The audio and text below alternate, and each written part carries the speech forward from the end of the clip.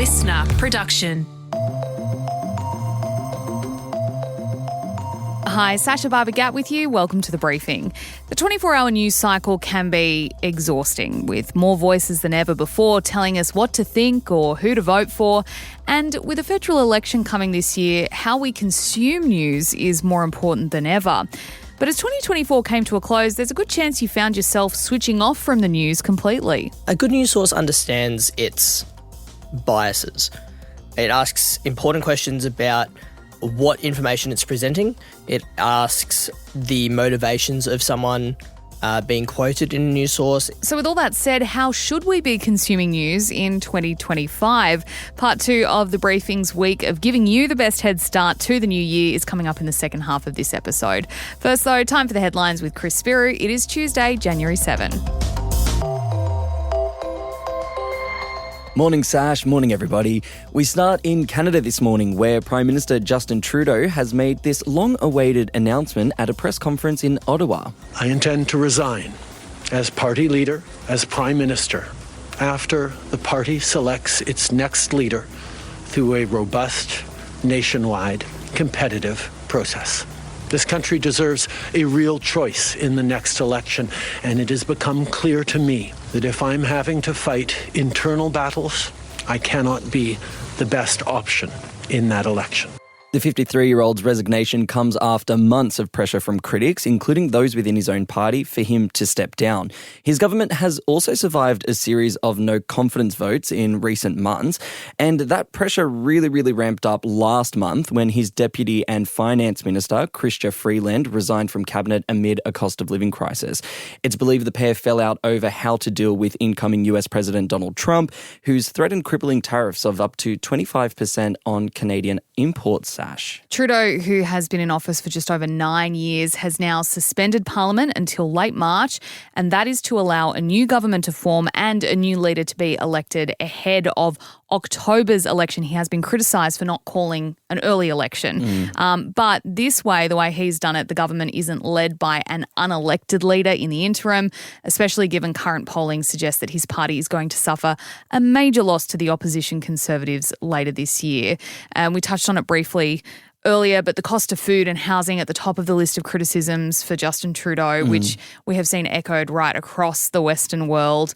And he is among Canada's longest-serving PMs, but there has just been this general sense of fatigue and frustration with his government, Chris. Yeah, and it's interesting because he's kind of one of these last remaining leaders that were elected at that time. You know, at the time that he became Prime Minister of Canada, we also had Barack Obama in the US, we had Angela Merkel in Germany. Trudeau is the longest-serving leader in the G7, so he has been around for quite a while. But yeah, like you said, general fatigue, it seems it's caught up with him. A quick trigger warning, this next story discusses sexual assault. A man accused of raping a Virgin Australia crew member has faced court in Fiji. The alleged victim, a 21-year-old woman from Melbourne, was walking back to her hotel in Nandi on New Year's Day when she was allegedly attacked by the man. The 24-year-old farmer, who faces up to 2 decades behind bars if convicted, has been denied bail. He's scheduled to appear at the High Court on January 20. Meantime, police in Fiji are continuing to investigate a separate incident where a male member of the same Virgin crew was attacked and robbed in the capital. Donald Trump's election win has been formally certified on the anniversary of the January 6 riots. Presiding over this ceremony was his opponent, Kamala Harris, in her role as Senate President. The Democrat released a video message on X ahead of the moment, saying the peaceful transition of power is fundamental to US democracy. As we have seen, our democracy can be fragile. And it is up to then each one of us to stand up for our most cherished principles. It was on this day 4 years ago, Chris, that Trump supporters stormed the US Capitol as elected representatives were certifying Joe Biden's election win. And in a change this time around, there has been fencing and a heavy police presence enforced to surround the Capitol. And the president-elect has promised to issue pardons for almost all of the January 6 rioters. Yeah, and meantime, Biden, who still has 2 weeks in the White House, he's moved to permanently ban offshore gas and oil drilling across 625 million acres of the US coastline. coastline, and that includes the Gulf of Mexico and the entire Atlantic coast. Now, you might remember Trump's drill baby drill comments during the campaign. He's already vowed to wind back a bunch of the president's green policies and wants to unleash, that's a quote there, domestic fossil fuel production. But Biden's new order will make it very difficult for his successor to reverse the decision because of the laws he's enacted it under.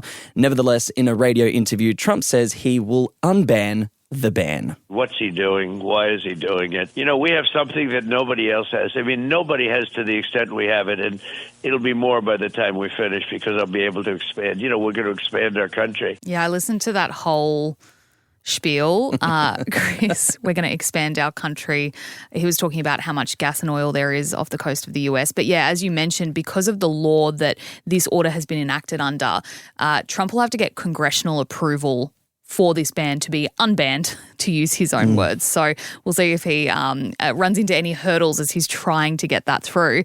Look, something else that happened in US politics overnight, the Pope has stepped in and appointed a Trump critic to be the leader of the Catholic Church in Washington, D.C. His name's Cardinal Robert McElroy, and he has previously criticised US President-elect Donald Trump for his political agenda, and he particularly disagreed with Trump's mass deportation campaign when he was president previously, when he was the 45th.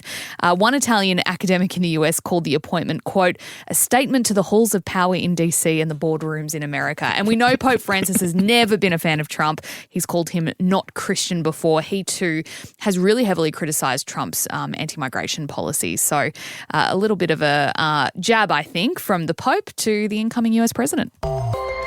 And finishing off with a quick wrap of the first major awards night of the season, the Golden Globes. They happened yesterday. The Aussies nominated, including Nicole Kidman. Sadly, we're all snubbed for their gongs, Chris, but this was a real feel-good moment. There was a major win for Demi Moore, who took out Best Female Actor in a Musical or Comedy for her role in The Substance. I'm just in shock right now. I've been doing this a long time, like over 45 years, and this is the first time I've ever won anything as an actor. Yeah, we love to hear it. And look, sticking with it, Emilia Perez took out the Best Picture for a musical or comedy, beating out Wicked. The Brutalist took out the Best Picture in the drama category, while Japanese historical drama Shogun claimed the gong for Best Drama Series, and Baby Reindeer was named the Best Limited or Anthology Series. Look, Wicked wasn't totally snubbed, though. It took out the award for cinematic and box office achievement. And the Globes, like I mentioned at the top, they're officially the start of the Hollywood Awards season. The Grammys are next. They're the next really big one, and that happens on February 2. And the Oscars are on March 2nd. Yeah, I love it. And I think my favourite part of the Golden Globes is, yes, the awards are good and seeing people come up and do their speeches is, fun and heartwarming and whatever. But the comics that they kind of have, doing the monologues and the jokes and the running commentary. I loved this year they had US comic Nikki Glazer. She hosted it and she had an opening monologue. It was really funny. She spoke about holding space. She made fun of Ariana Grande and holding the nail. It's very strange. She took jabs at Selena Gomez's boyfriend, who is an accomplished musician, but, she kind of just reduced him to being Selena Gomez's boyfriend. Love it. And my favourite bit is that our very own Nicole Kidman, who, yes, she missed out on an award, but she did feature in one of the jokes. Thank you. Thank you for working so hard. And thank you to Keith Urban for playing guitar around the house so much that she wants to leave and make 18 movies a year. Keep strumming, you kooky koala. Poor Keith Urban. Honestly, but so true. She does. That woman works so hard. Yes, she certainly does. Absolutely no doubt. Hey, Chris, thank you so much for being here for the headlines. Next up, we are getting into our deep dive on how you should consume news in 2025 if you're worried about getting a bit of news fatigue.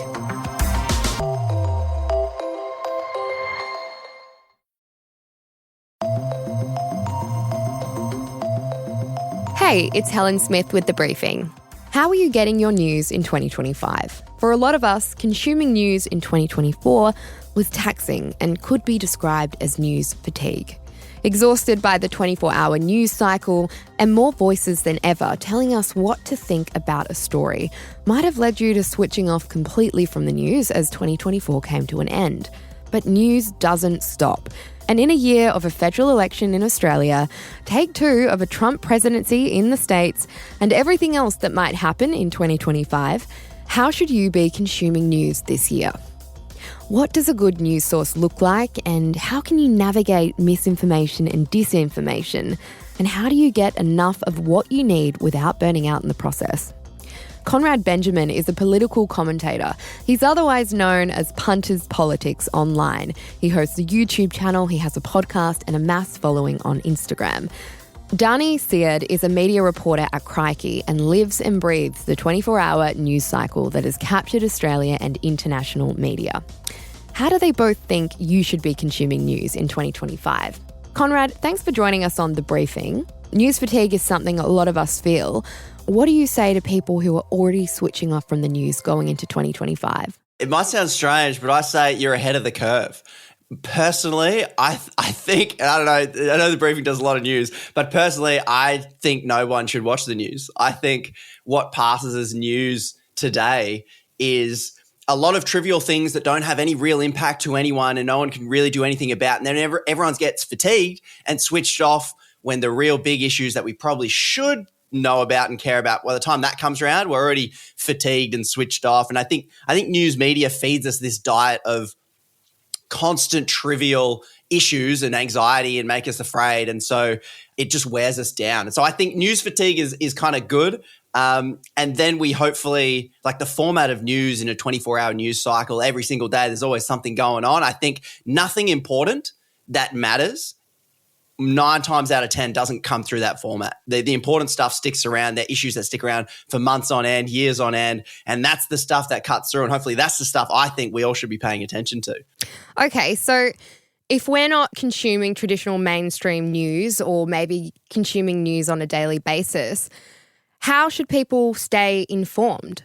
How I stay informed is it depends on your definition of news, but there are academics, there are publications, there's different analysis that comes through that I guess people would categorize as news, but it's slower, it takes more time, it's published like more weekly or monthly, like the Saturday papers publish, once a week, and they kind of focus on the biggest issues. When I'm talking about staying informed, what I'm thinking of when people think of news, and I wonder if that's what people are saying when they're switched off and fatigued, is the thing. I was just in the mechanic this morning and Sunrise is just running. And it's just running this trivial thing. Well, I'm in Newcastle and it's running Melbourne. The 2 tyres on the plane's busted in Melbourne and everyone's got to get off the plane, and they're running it like a big news story. They're making everyone like worried about this thing. I'm like, I don't care. Why do I care about this? And so there are quality, I suppose, news journalism that's coming out with more thought, more time, more analysis, and it doesn't come out as regularly. It's not as like fast paced and things like that. So I think there are decent news organizations out there, but they just don't take the traditional format of the 24-hour, 6 p.m. nightly news that people might be used to and accustomed to. So where can we go to find these good sources of news? I'll tell you what, to be honest, it's not easy. There's just a million things you can pay attention to, and something has to direct our attention somehow. And I think trust in media is kind of dipping because I think we're discovering that what they're telling us isn't actually the important information. So we turn to social media and we're looking for what we think is actually important. But then that job is really hard and it's a massive task for the everyday punter to just take on. We don't have time to be sifting through the fire hose of information. And so the alternative is actually bloody hard. It's not easy because you have to sort of look at the different news organizations out there and you have to analyze them for yourself to go, okay, like who owns it? Who owns this media? How do they make their money? Are they going to neglect telling me about a certain mine that Kerry Stokes might own because Kerry Stokes also runs Channel 7? Is he going to neglect to tell me things because his assets are in that? So maybe I can't trust them as much. And then now I have to go, are they accurate? Has someone like fact checked their information? Now I need to look up, do they get the facts wrong or not? And then the third thing I'm always looking for is like, what's their bias? What's their perspective? Where are they coming from? Are they wanting me to focus on something over here? It still might be accurate, but are they kind of making me focus on 2 airplane tires busted on a plane when we probably should be focusing on, billions of dollars being siphoned to mining billionaires' taxpayer money? So doing that process is actually really bloody hard. And I have sympathy for, I guess, everyone who is news fatigue looking for alternatives, having to like find this information because it is out there. There are lots of good podcasts and there are good online newspapers that are kind of coming out, but finding them and learning to trust them yourself is the tedious process that I think we've all been thrust into. So, leading up to the federal election, where can consumers get fair and accurate reporting from? So unfortunately, I think you have to go to the buffet that is the media landscape right now. The good news is the information's out there. People are reporting it. The bad news is you have to find it yourself, because the corporate interests, I think Aussies are discovering that they'll tell you some things and not other things. They'll point out 500 million spent on punters for something, go, oh, how outrageous is that? But they're not going to talk about the 13 billion given to fossil fuel industries or whatever it is. You know, they're going to protect their asset portfolios. So as you go and look at it, I encourage punters, like, you just look at who owns it. There's a website called mediabiasfactcheck.com, and you can type in the news publication that you're getting your information from, and you can go, oh, okay, they're owned by Kerry Stokes or Rupert Murdoch. That's going to come into my assessment of them. How accurate are they? Different publications have different levels of accuracy, which helps because you want to know that the facts that they're reporting are accurate, because you don't have to Google everything yourself that they're telling you. If you can, this is what I try and do. I try and collect a bunch of Pokemon, like intellectual Pokemon, people smarter than me that can give me analysis, because facts are cool and they're fine. But I don't know what's significant. I don't know if it's important. I don't know what's out of the blue. I don't know what that is. And so I'm looking for someone who knows what they're bloody talking about to look at the facts for me. This is what media is supposed to do. Look at the facts for me and tell me why it's significant, why it's important, why it impacts me. Why does this boring piece of legislation that I'm too busy to read and can't be bothered to read, how is that actually going to impact me? And so as I collect like a bunch of these independent thinkers that don't necessarily make their money from selling some kind of narrative that might make them make their share portfolio a little bit higher. As you collect these Pokemon around you, you can then listen to the different perspectives from people smarter than you, and hopefully that gives you like a better overall picture of the news that you might want to, that you think's relevant to you. It's not simple and easy, unfortunately. But if I come up with an easy way, I'll let you know. So last year we had the Trump and Harris US election, which took over our news coverage. We're going into a federal elections this year. Do you think we're going to see the same type of media coverage with our government that we saw with the US government? I hope not. But I do think the trend towards US-style partisanship and divisiveness is trending upwards. Murdoch, God bless him, has pulled Fox News into Australia, called it Sky News, and that's heavy with the opinion style coverage that is, we have our teams, we know what we're going to say, I don't care what they do or say, my job is to run cover for them and push this narrative. And it's been happening for a long time in our politics anyway. Like Fairfax media has always landed heavily on one side of politics, and that's kind of created that sense of partisanship in the opinion pieces and in the newspapers that's coming across. I do think Australians are, like, our system helps us a little bit more. Our election period's shorter. We're less partisan as Australians than Americans. Americans, they do really well at sport and they love sport and their sporting teams are amazing. They got like all the merch. You go to America, they got merch for everything. They got their political merch. They got their tribes, their teams. And their sporting culture flicks over into their political culture, which makes them super tribal. Whereas I think, thankfully, Australians are less politically tribal. I was trying to explain to an American friend, I'm like, no, we don't have political merch. I cannot buy an Albo 2025 t-shirt if I wanted to. And I think that's actually a good thing.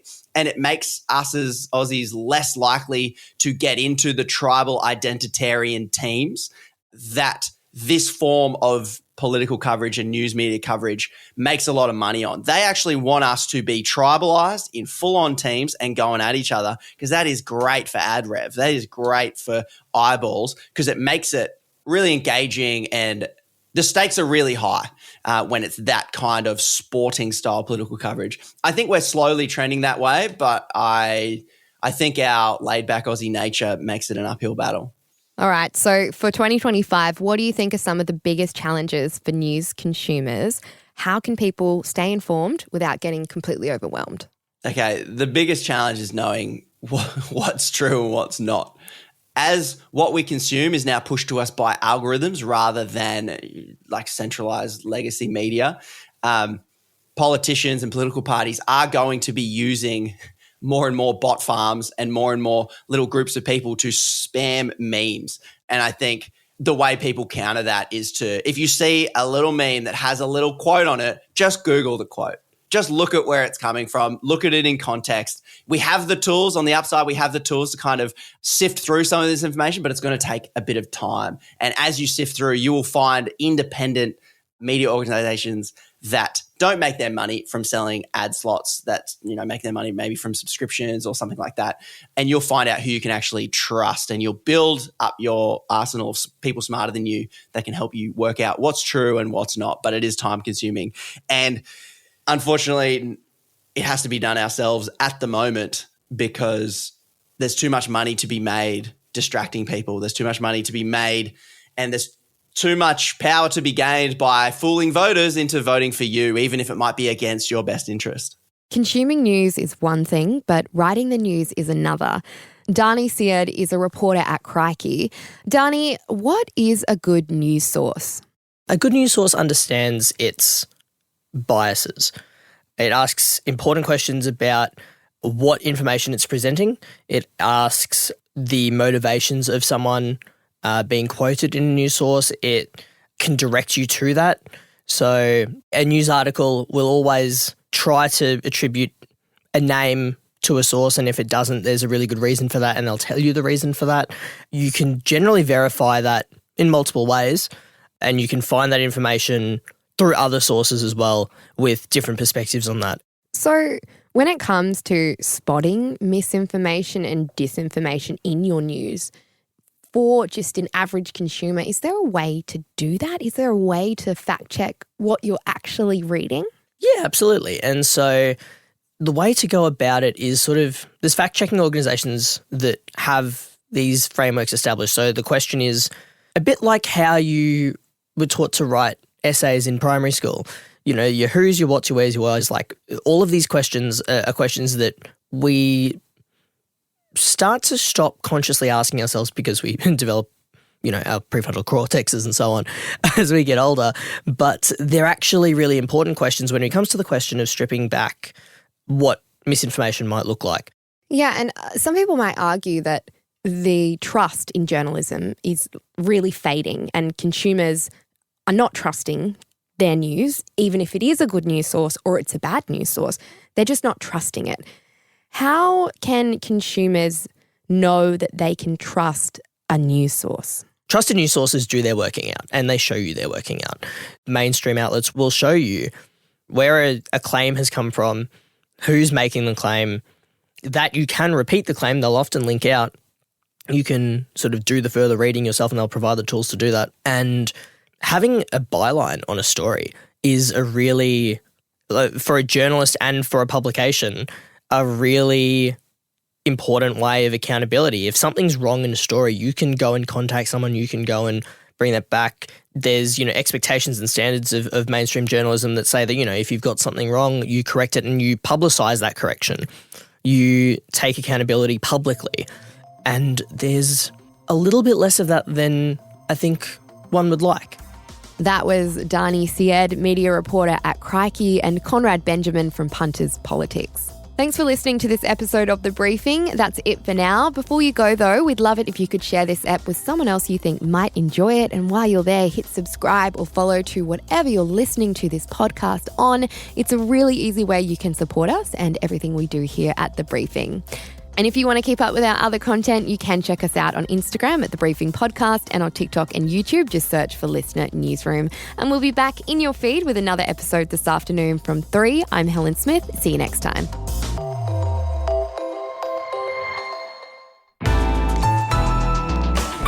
Listener.